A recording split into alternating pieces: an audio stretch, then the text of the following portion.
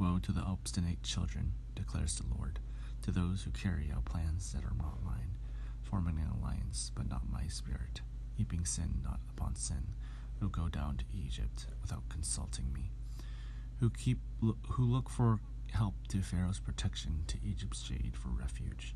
But Pharaoh's protection will be to your shame. Egypt's shade will bring you disgrace, though you have officials in Zoan, and their envoys have arrived in Hanes.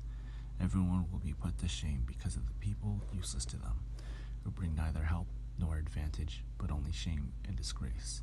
A prophecy concerning the animals of the Negev.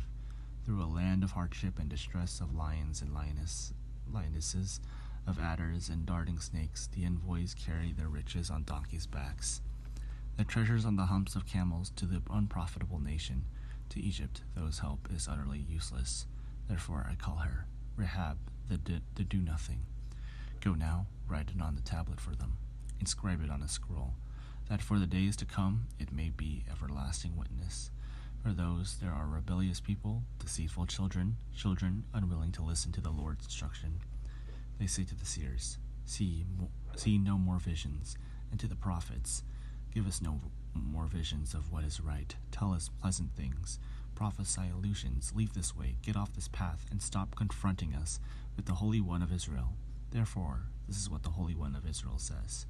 Because you have rejected this message, relied on oppression, and depended on deceit, this sin will become for you like a high wall, cracked and bulging, that collapses suddenly in an instant.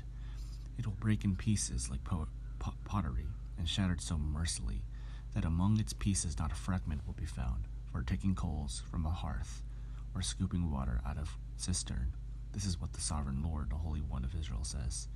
In repentance and rest is your salvation, in quietness and trust is your strength. But you would have none of it. You said, no will we flee on horses, therefore you will flee. You said, we will ride off on swift horses, therefore your pursuers will be swift. 1,000 will flee at the threat of one, at the threat of 5. You will all flee away till you are left, like a flagstaff on a mountaintop, like a banner on a hill.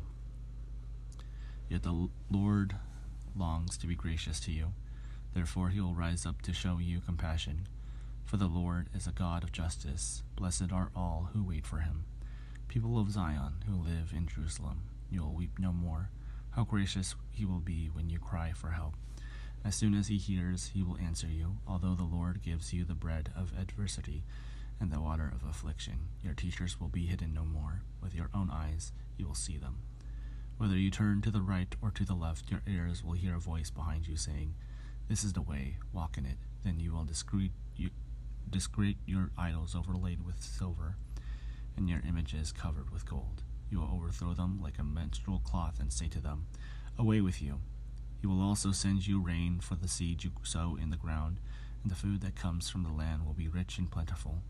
In that day your cattle will graze in broad meadows. The oxen and donkeys that work the soil will eat fodder and mash, spread out with fork and shovel. In that day of great slaughter, when the towers fall, streams of water will flow on every high mountain and every lofty hill. The moon will shine like the sun, and the sunlight will be 7 times brighter, like the light of 7 full days, when the Lord binds up in the bruises of his people and heals the wounds he inflicted. See, the name of the Lord comes from afar, with burning anger and dense clouds of smoke. His lips are full of wrath, and his tongue is a consuming fire. His breath is like a rushing torrent, rising up to the neck. He shakes the nations in the sea of destruction. He places in the jaws of the peoples a bit that leads them astray. And you will sing as on the night. You will celebrate a holy festival. Your hearts will rejoice as when people playing pipes go up to the mountain of the Lord, to the rock of Israel. The Lord will cause people to hear his majestic voice, and will make them see his arm coming down, with raging anger and consuming fire, with cloudburst, thunderstorm, and hail. The voice of the Lord will shatter Assyria. With his rod he will strike them down. Every stroke the Lord lays on them, his punishing club, will be to the music of timbrels and harps, as he fights them in battle with the blows of his arm. Topheth has been long prepared. It has been made ready for the king. Its fire pit has been made deep and wide, with abundance of firewood and the breath of the fire. breath of the Lord, like a stream of burning sulfur, set it ablaze.